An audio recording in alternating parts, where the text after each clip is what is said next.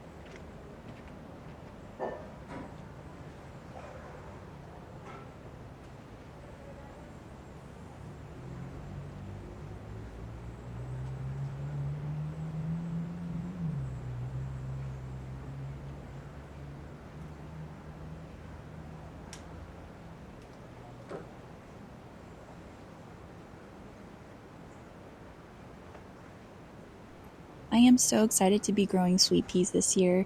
I wanted to grow them last year, but I was a little too late for them since they're supposed to overwinter, and that's what makes them bloom more prolific the next year. So this year, actually last year, towards the end of the year, I planted them around November. So I was ahead of the game and they overwintered and bloomed incredibly nicely. And it only just started blooming, so that means we're going to have months of sweet peas to harvest.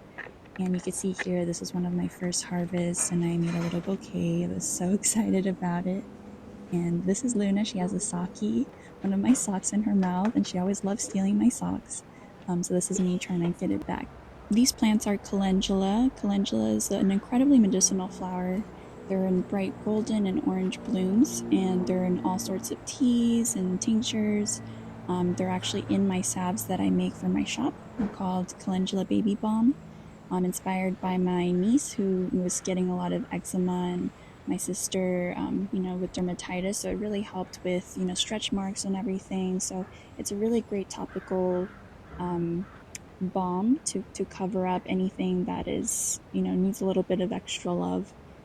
So I love using calendula in all my salves. That's the base that I infuse with all my oils, and I'm growing some more of it this year, not only for my, business, but also just for me to take personally in teas and tinctures. So um, I'll be showing a lot more of the herbs that I'll be growing, and these are just the ones that I planted this week.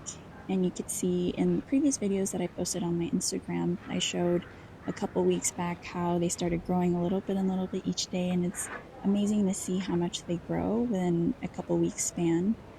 So gardening is really quite amazing, and I just wish more young people got into it. I noticed that a lot of the gardeners are usually people who already have homes and have settled down with a family.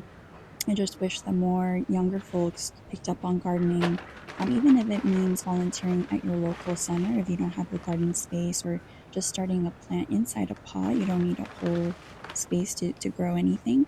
I started volunteering at my local garden center about a year and a half ago. And so not only do I have my own garden, but I also volunteer to make their garden better. And it's an amazing opportunity to spend your time and see how the things that you do make an impact. And they really shape how your sustainability journey is in terms of growing things in the garden. And it just puts a smile on people's faces as well.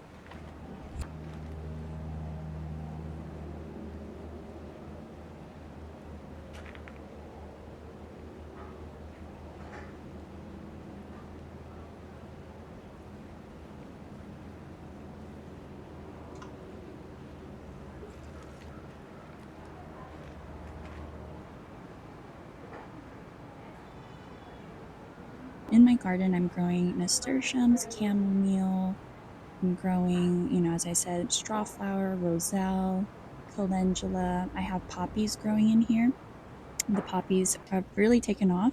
These ones can't be transplanted, unfortunately, so I had to sow them directly in the garden bed. But I am growing loofahs, so that's something I am most excited about for this summer.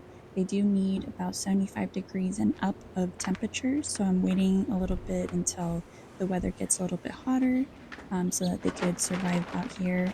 So, because they're currently growing, the loofahs are growing indoors at the moment, and I'm gonna definitely use them in all my soaps. So, once I harvest some loofahs, I'll show you how I put them into my soaps.